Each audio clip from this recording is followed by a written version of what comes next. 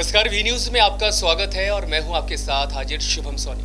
वैसे तो हर एक दिन हमारी हर एक शख्सियत से कुछ खास मुलाकात होती है और उनका अनुभव उनके साथ हमेशा आगे बढ़ता है। आज भी हमारे साथ स्टूडियो पर खास मेहमान के बतौर उपस्थित हैं रेखा श्रीवास जी, जो कि डिस्ट्रिक्ट कोऑर्डिनेटर हैं और जो कि बताया जाता है एक्सेस टू जस्टिस प्रोजेक्ट के अंतर्गत कार्यरत हैं। एक ऐसा कार्य जो कि देश भर में एक अलग जगाने का काम कर रहा है। दिल्ली सरकार और भारत सरकार के सानिध्य में तकरीबन 400 ऐसे जिलों को चयनित किया गया है जहां बाल विवाह को रोकने के लिए और लोगों को जागरूक करने के लिए भरसक प्रयास हर एक जगह से किए जा रहे हैं। और ऐसे में छतरपुर जिला का नाम भी शामिल है। और ऐसे में आज जानकारी देने के लिए रेखा श्रीवास जी हमारे साथ मौजूद है। पहले तो मैडम का स्वागत करेंगे। मैडम, बहुत बहुत स्वागत है आपका वी न्यूज में। Thank you. आपसे सिलसिला से शुरुआत करेंगे। रेखा जी, जिस तरह से देखा जाता है कि विधिक न्यायालय के अधीन में कई तरह के कार्य किए जाते हैं, लेकिन बुंदेलखंड पिछड़ा श्रेणी में और यहाँ पर अशिक्षित लोगों की भरमार होना कितना मुश्किल पड़ता है बाल विवाह को रोकने के लिए? सर, ये तो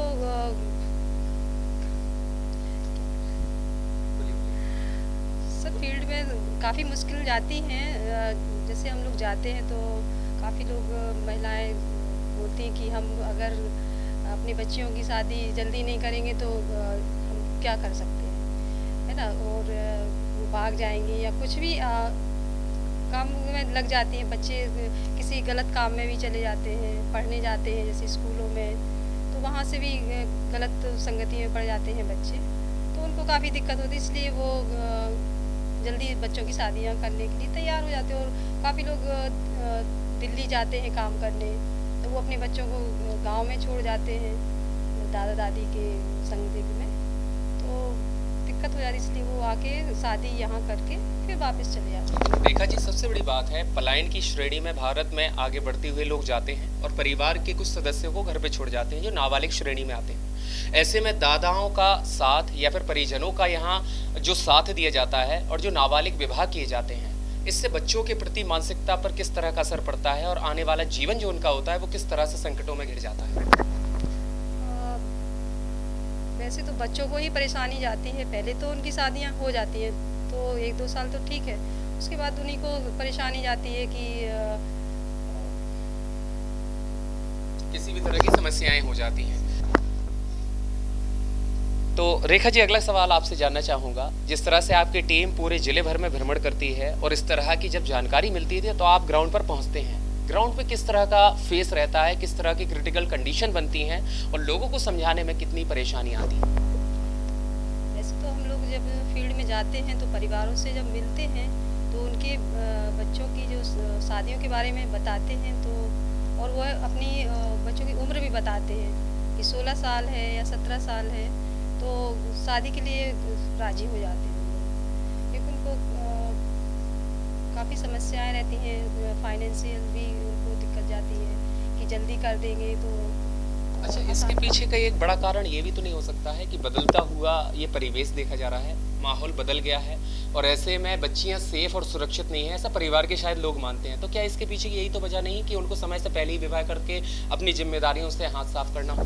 जी, ये भी है लड़कियों के हिसाब से कि उनकी जल्दी शादी कर देते हैं और बीच में उन लोगों की पढ़ाई भी दिक्कत जाती है कि छूट जाती है बीच में, और फिर जल्दी उम्र में शादी हो जाती तो बच्चे भी जल्दी हो जाते हैं लड़कियों के। यानी शिक्षा के समय पर वो उन पर ही जिम्मेदारियां परिवार की आ जाती हैं जो सबसे बड़ी जिम्मेदारियों का निर्वहन करता है। ऐसे में आने वाला उनका जो भविष्य होता है वो किस तरह से गर्त में चला जाता है और समस्याएं और कैसी आती हैं?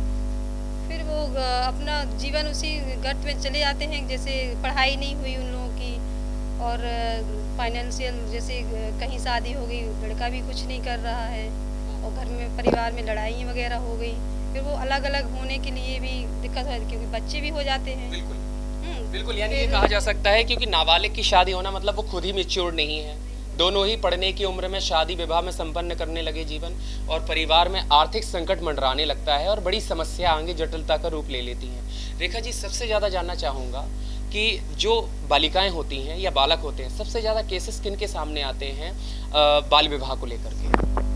सबसे ज़्यादा तो लड़कियों को ही आते हैं क्योंकि जल्दी बड़ी हो जाती हैं, दिखने भी लगती हैं और उनको माँ बाप भी सोचते हैं कि अब ये बड़ी हो गई है, उम्र का तो उनको इतना नहीं रहता है, लड़कियां उनकी शादियां जल्दी करने के लिए तैयार हो जाते हैं।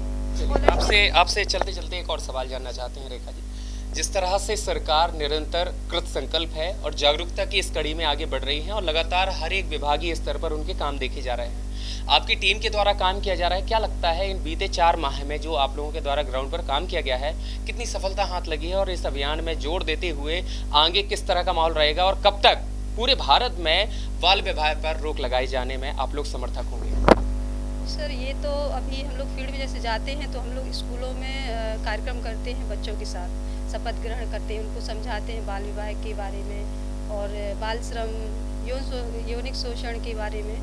तो काफ़ी बच्चे समझदार हैं, समझ भी रहे हैं और हम लोग के 50 गांव हैं जिसमें हम लोग काम कर रहे हैं और हर एक गांव में काफ़ी समस्याएं लड़कियों की आती हैं। जैसे लड़कियां, अभी केसेस आए हुए हैं, लड़कियां भाग भी गई हैं, तो उनके केस स्टडी वगैरह भी हम लोगों ने अभी दिल्ली में भेजी है बना के। तो ऐसी काफ़ी समस्याएं आती हैं हम लोगों के बीच में। अच्छा, ऐसे में भारत सरकार के साथ में और कौन से ऐसे प्रशासनिक बल भी क्या आप लोगों के लिए सुरक्षा की दृष्टि से रहते हैं कि कभी ऐसी ज़रूरत होती हो, ऐसी स्थितियां बन जाती हों जहाँ सुरक्षा की दृष्टि से पुलिस की आवश्यकता होती है, तो वो भी मौजूद होते हैं आपके लिए सुरक्षा की? जी सर, ये हम लोगों के साथ में जैसे किसी का बाल विवाह रोकना है, शादियाँ हो रही हैं, तो उसमें पुलिस विभाग, महिला बाल विकास और न्यायिक विभाग और श्रम विभाग वाले सारे लोग इकट्ठा होके उनको पहुंच जाते हैं वहाँ पे, उनकी शादी भी रुक जाती है और फिर वो उतने दिन तक, जब तक बालिग नहीं होती हैं बच्चियाँ, तब तक हम लोग उनसे संपर्क करते रहते हैं कि जिससे वो लोग शादी नहीं कर पाए। रेखा जी, अभी आपसे जानना चाहूँगा, बिल्कुल हाल ही में ऐसा कौन सा अभियान, जागरूकता का कार्यक्रम कहाँ संपन्न हुआ है? जी सर, अभी बाल विवाह मुक्त भारत का कार्यक्रम अपने छतरपुर जिले में विधिक सहायता केंद्र में कार्यक्रम हुआ है, जिसमें सरपंच वगैरह और पंच, सचिव और विधिक सहायता केंद्र अधिकारी, जज, मजिस्ट्रेट सारे लोग शामिल हुए और ये अपना कार्यक्रम सक्सेस हुआ है शपथ ग्रहण का। और ये कल दिल्ली में भारत सरकार के द्वारा 27 नवंबर को देश की राजधानी दिल्ली के विज्ञान भवन में माननीय केंद्रीय मंत्री श्रीमती अन्नपूर्णा देवी जी ने महिला एवं बाल विकास द्वारा बाल विवाह मुक्त अभियान का शुभारंभ किया है। उसका समर्थन सामाजिक संस्था कृषक सहयोग संस्था द्वारा किया गया है। जिले के 50 गांवों में हम लोग काम कर रहे हैं, जिससे जहां पर दीपदान, रैली और शपथ ग्रहण गांव के सभी लोगों ने लिया है और समुदाय को जागरूक किया है। जिले में कम से कम 7-8 हज़ार की समथिंग जनसंख्या ने शपथ ग्रहण किया है और बाल विवाह मुक्त गांव को शपथ ली है।